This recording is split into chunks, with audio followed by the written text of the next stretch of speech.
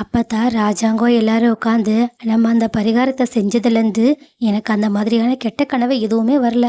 உனக்கும் வரல தானேன்னு கேட்க ராஜாங்கமும் அவங்களுக்கு வரலன்னு சொல்லிடுறாங்க. ஸோ இதுக்கப்புறமா நம்மளோட குடும்பம் ரொம்பவே சந்தோஷமா இருக்க போதுன்னு எல்லாருமே சந்தோஷத்தில் பேசிக்கிட்டு இருக்கும்போது இதை பார்த்த ஈஸ்வரியா ஐஸ்வர்யா அவங்களோட பொண்ணுன்னு சொல்லிட்டு எல்லாருமே கடுப்போட அங்கேருந்து போகலான்னு பார்க்குறாங்க.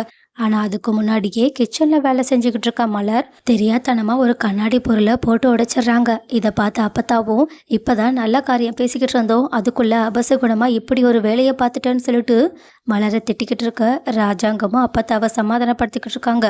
பட் இதை பார்க்குற ஈஸ்வரியும் அவங்களோட குடும்பமும் செம்ம ஹாப்பியாக இருக்காங்க.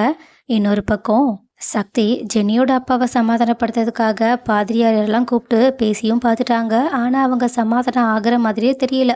அதனால் அவங்க இந்த விஷயத்த சேதுக்கிட்டேயும் தமிழ்கிட்டையும் கால் பண்ணி சொல்லிட்டு ராஜாங்கம் ஒருத்தங்களால தான் எங்களுக்கு ஹெல்ப் பண்ண முடியும்னு தோணுது, தயவு செஞ்சு அவங்க கிட்ட இதை பற்றி பேசி பாருங்கன்னு சொல்கிறாங்க.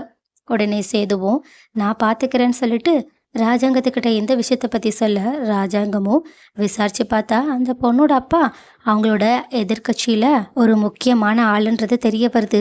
அதனால நம்ம இதில் தலையிடணுமான்னு யோசிச்சுக்கிட்டு இருக்க உடனே ஈஸ்வரியும் இதெல்லாம் அவங்களோட குடும்ப பிரச்சனை, இதில் எதுக்காக மாமா தலையிடணும், அதெல்லாம் கரெக்டாக இருக்காதுன்னு சொல்கிறாங்க. ஆனால் தமிழும் நம்ம சும்மா பேசி தானே பார்க்க போகிறோம், அதில் ஒரு தப்பும் கிடையாதுன்னு சொல்ல ராஜாங்கம் அப்பத்தா கிட்ட இதை பற்றி கேட்க அப்பத்தாவும் உனக்கு என்ன சரின்னு படுதோ அதை பண்ணுன்னு சொல்லிடுறாங்க.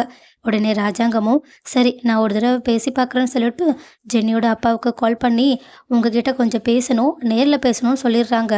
சரின்னு சொல்லிட்டு அவங்க வர்றதுக்காக தயாராக இருக்க இந்த பக்கம் ஈஸ்வரியோ அந்த எதிர்கட்சி ஆளுக்கு கால் பண்ணி நடக்கிற நிலைமை எல்லாத்தையுமே சொல்லிட்டு அவங்களுக்கு ஒரு பிளானையுமே போட்டு கொடுக்குறாங்க.